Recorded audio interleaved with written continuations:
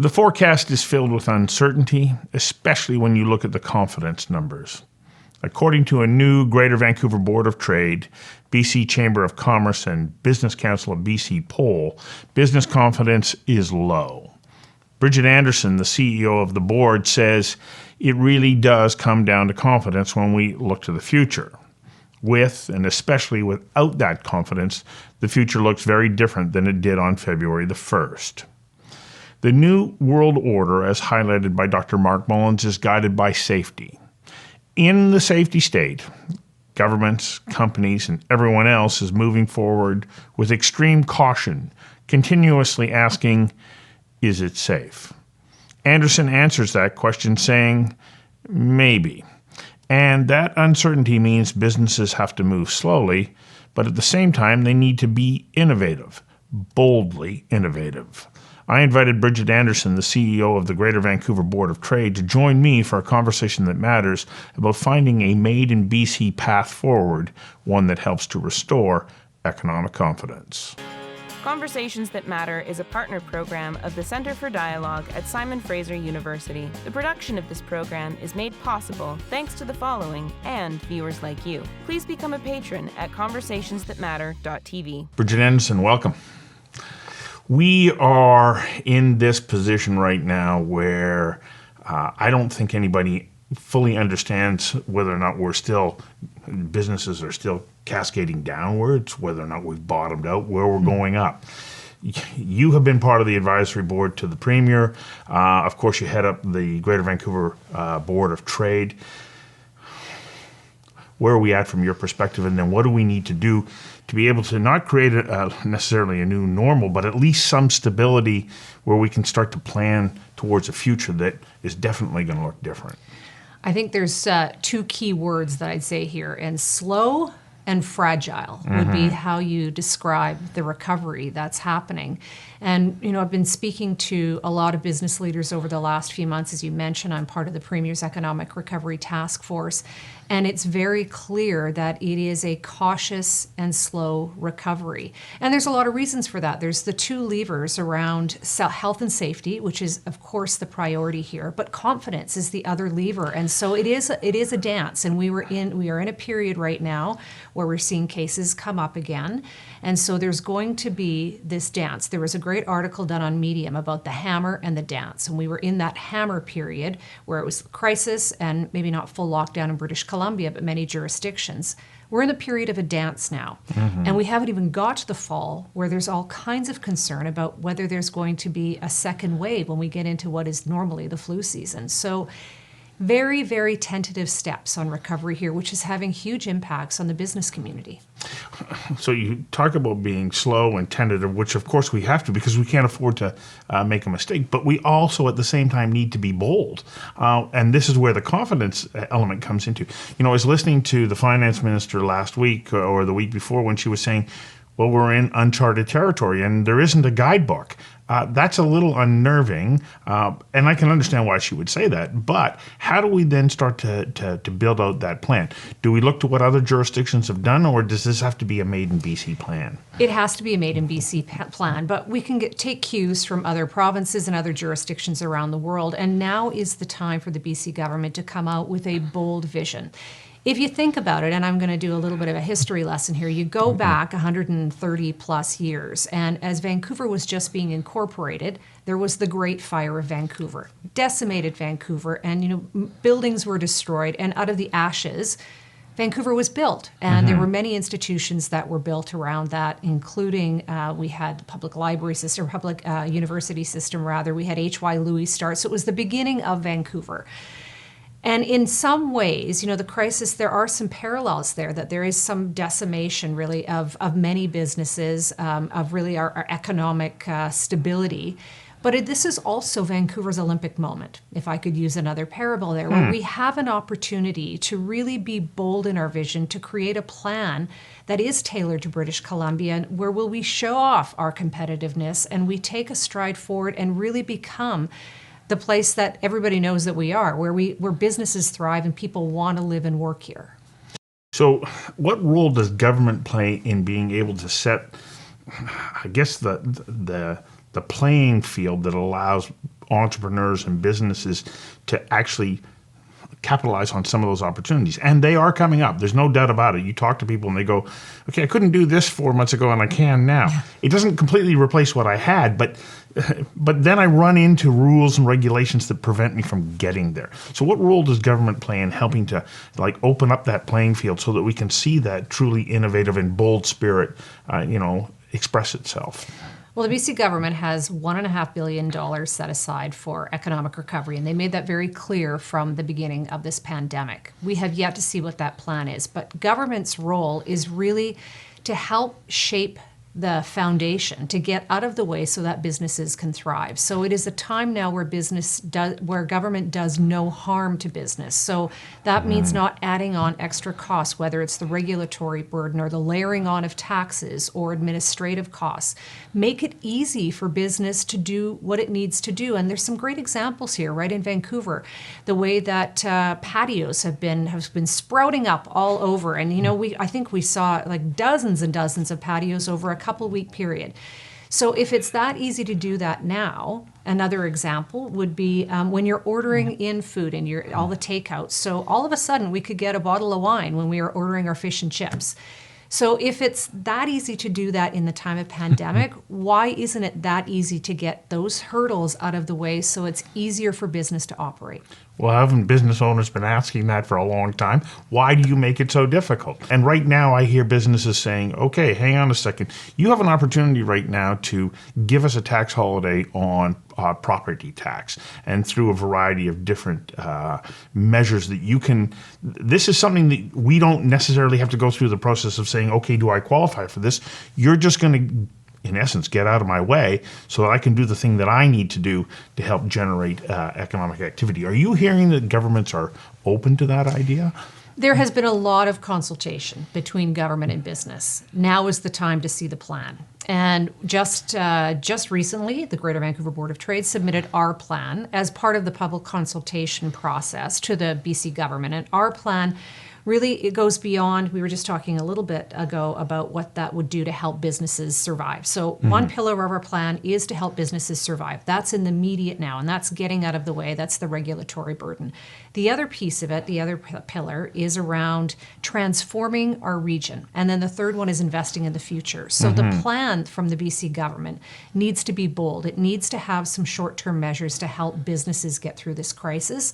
But we have an opportunity to transform our region and to invest in the future. So things have changed dramatically in the last 4 months or so, and we're not going back to the way it was. There is going to be a new normal. So how do we ensure that we are setting up our region for success? And that's around the digital economy. It's around reskilling and retraining workers that are most impacted. So those are the kinds of things that we are hoping as the business community will see from the BC government.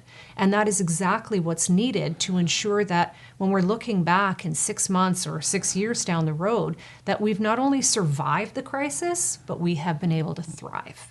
I had Andrew Petter in here about a month ago, and he was saying, look, at the role of education and helping in that transformation that you're talking about. How do we retrain people who are now going to be displaced from what they were doing and ensure that they have the skills that are going to position them to capitalize on in the future?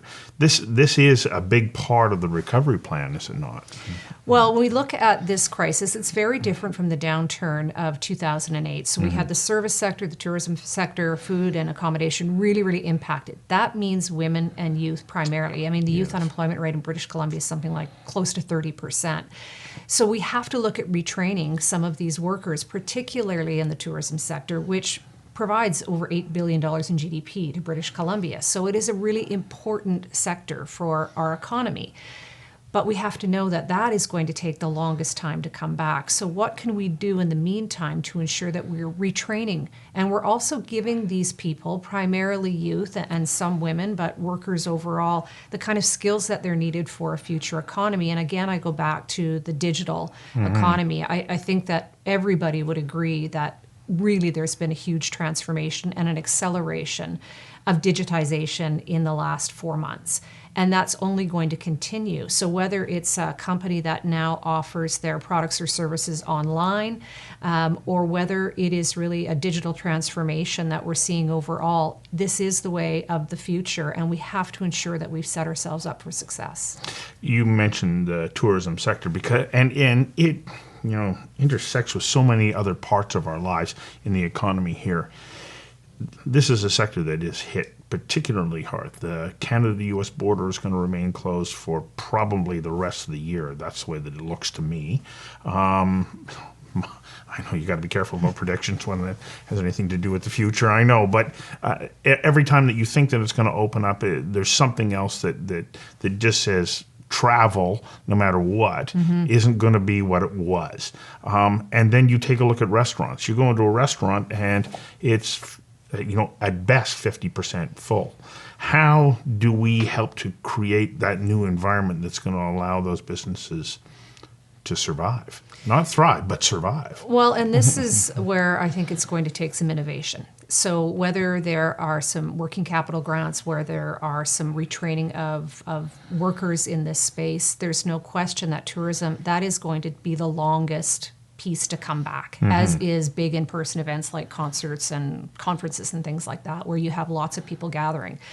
And by all predictions, and I don't like to make predictions either, but it could be 2022 until we're seeing some of those tourism levels come back to where they were. So what can be done in the meantime to help that sector along? And again, I go back to those two levers around health and safety, because that is the priority, but also confidence. So ensuring that people are healthy and safe, and that there's the protective measures in place, and whether that's through barriers at restaurants or sanitization or PPE or what it is, social distancing, very important. But then how do we build confidence into the system as well? Because that's really going to be important. And that goes back to my comment about slow and fragile, because we have seen confidence build in the last few weeks, and now we're seeing cases spike. So, we're going to have to just bring that back a little bit and to be more slow, because we can't have people gather in masses. That's pretty clear. That's where we see some of these problems. But can we be supportive of tourism within our own area? So within British Columbia, within Canada, can there be safety corridors as we start to recover more? And again, can we look at some of those tourist operators and what could they be doing differently and still maintaining to be able to stay alive? You think about whether it's the Vancouver Aquarium or the Capilano Suspension Bridge, can they start operations up in a safe way with some help from the government to bridge them over this gap? There's no doubt that help from the government has ensured that countless businesses have been prevented from going out of business. The emergency funding that's come through wage subsidy, the temporary layoff rules, and also the loan, up to $40,000 loan. I mean, these things, they actually have helped. The question, though, is how do we come out of those so they're not all of a sudden now going to hurt those same businesses that they've extended a lifeline to? That is the question, Stu. And there was, I would say, a few weeks ago, pretty significant concern from the business community, especially around the wage subsidy. When we looked at the latest survey that we did in collaboration with the BC Business Council and the BC Chamber, very clear that the business community is really relying heavily on CEWS, or the wage subsidy. And 2/3 of businesses relying upon that. And for many organizations, it is the reason why they're able to stay in operation. And there was concern that when that was supposed to come off at the end of August, that we would get into a bit of a cliff in September, because then we also have the temporary layoff provisions coming off. And so businesses were going to think that they were in the position where they had no more wage subsidy. That was the thinking until a couple of weeks ago. And then they had to make a decision around whether they had to sever somebody, or because which comes with a cost. Which comes with a cost, because the temporary layoff provisions would come to an end. But now we're seeing a tapering off of CEWS, but it's early days, so just understanding exactly what this tapering off is that will start, or has started, but then goes until the end of the calendar year. It does require a certain amount of revenue loss. And so that's one piece. But the revenue loss, then the wage subsidy comes down, and then there's still a gap. So Right. will businesses be figuring out, okay, so then I do have to let go of a couple of people? Or how do I calculate this? And even the calculation is pretty complicated. So there is still a lot of concern as this rolls off. And we have to understand that the government measures can't stay in place forever. As it rolls off, the hope from government is that we're going to see revenues come back on. But will it happen at the same time? It's so hard to say because it really is around confidence and whether people are going to go back to the consumer behavior they had. That confidence also comes from employees. Are employees willing to come back into the office? So you say, yes, as a company, we're starting to see activity, we're wanting to ramp up. Now I can't get my staff to come into the office. And the cost of making sure that the office is going to be retrofitted to reduce the likelihood of spreading a contagion. These are really challenging places for businesses to be in. And let's not forget the one additional factor here that a lot of employees who, let's say they work in the downtown core, cannot afford to live near the downtown core, so they live outside and they are the ones commuting. So the confidence around riding transit has plummeted. And so there are lots of measures being undertaken right now to increase confidence and also to address health and safety. And to be clear, I think those are the right steps to be taken. But we have people who are afraid to commute, and then we have people afraid to come into the office, the additional costs for businesses to ensure that their workplace is clean. It is going to be a very bumpy ride. And then also understanding that many in the business community have realized that their employees can work from home pretty successfully. So do they need the same amount of office space, or do they need the same kind of policies in place? You know, this goes back to the slow and fragile recovery, if you will, because the next few months are going to be very uncertain, as many in the business community are going to be grappling with these very questions. Do I need 100 people in the office, or can we go with 20 or 25? But understanding that that's a complex question, especially around office culture and around productivity and ensuring that employees are engaged and connected. So there's a lot going on, and just trying to address it, I think, very cautiously. Well, for a company, they're sitting there going, okay, I had space for 100 employees. I might see 30% of those people in the office at any given time. Now, do I still need all of this space? I'm in the midst of a lease that doesn't expire for 5 years from now. How do I navigate my way through that? And then if you're in the commercial real estate business, you're thinking all of this is bad news to me. And it's an important part of our economy. Except, and maybe I'm being overly optimistic, Vancouver is still, and British Columbia, Greater Vancouver, is still one of the most coveted jurisdictions to live and work. So people will still want to come here and to live and work. I don't think there's any question, though, that there's going to be an impact, especially when you look at office leasing and the way that downtown cores look, and not just Vancouver. I mean, I'm hearing the same thing from my colleagues in Montreal and Toronto and Calgary and Edmonton, part of the chamber network across Canada, and we compare notes frequently. And there's definitely similar concerns right across Canada. The downtown core is going to change in the near term, and so it really is then. So, 6 months from now, or a year or 2 years from now, will that look the same? I think we are in such a time of some huge wholesale societal shifts and big economic shifts that it's hard to know what it's going to look like or where we're going to go. From your perspective, do you think we are starting to level out here? Okay, well, I'm no Dr. Bonnie Henry, so no, and I'm not talking about from the pandemic side. I'm talking about from the business perspective. Are you talking to business owners who are saying, okay, I think I've got a handle on where I'm at now, and I can at least start to formulate a plan that sees a path forward? Yes and no, and I hate to be the one to give an answer like that, because I think businesses have responded to the crisis, the immediate crisis of March, April, May, and seeing a path forward. The uncertainty comes with how businesses are responding to a spike in cases or a change, even whether government's going to institute new restrictions. And that really impacts their businesses too. And because that's so much part of recovery, is this, I think if I could back up, that You looked at what businesses were thinking in April, that maybe the recovery was going to be 12 months. And now we're seeing 18 months or 24 months. So I think it's a much longer recovery and a much slower recovery. And so much of it is dependent on what is happening in the space of healthcare and also around confidence, that I think businesses are much more cautious and then trying to adapt to a new reality. So it is very challenging. So I don't think that businesses are seeing a clear path forward yet. We're still trying to gather some of that information. They've found a way to operate now, many of them. Some of them have not. Let's be clear, there are some businesses that have not survived the crisis. But some have found a way to operate now. But can they carry that forward depending on how things change in the fall, or might not? Maybe things will continue to improve. Well, as Dr. Mark Mullins says, we are now in the safety state. And so every decision has to be wrapped around, is it safe? Is it safe for society as a whole? Is it safe for you as an individual, as a company? Safety becomes such an important factor in how we make our decisions moving forward.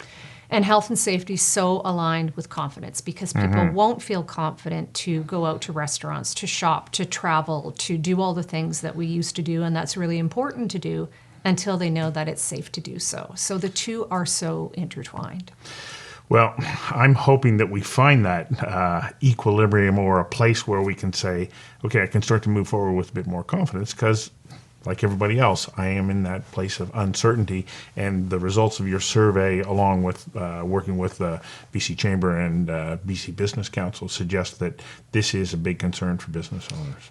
It is, and there has to be a way forward for the economy to recover and for businesses to survive. I mean, think about Greater Vancouver Region, and even our own members at the Board of Trade. 2/3 are made up by small and medium businesses. I mean, that is the fabric of our community. And so it's really important that we find ways for businesses to survive and then to thrive. And whether Let's hope that all happens, and that you'll come back in 6 months and say, yes, we were right. But can we do this again in 6 months and say, okay, let's take the temperature again and take a look at what are the things that need to be addressed? That's the one thing I can say with absolute certainty is that's needed, is we have to make sure that we stay really connected to the data, to businesses, to keeping a close eye and monitoring the situation to really understand how things are evolving. Wonderful. Thank you. Thank you.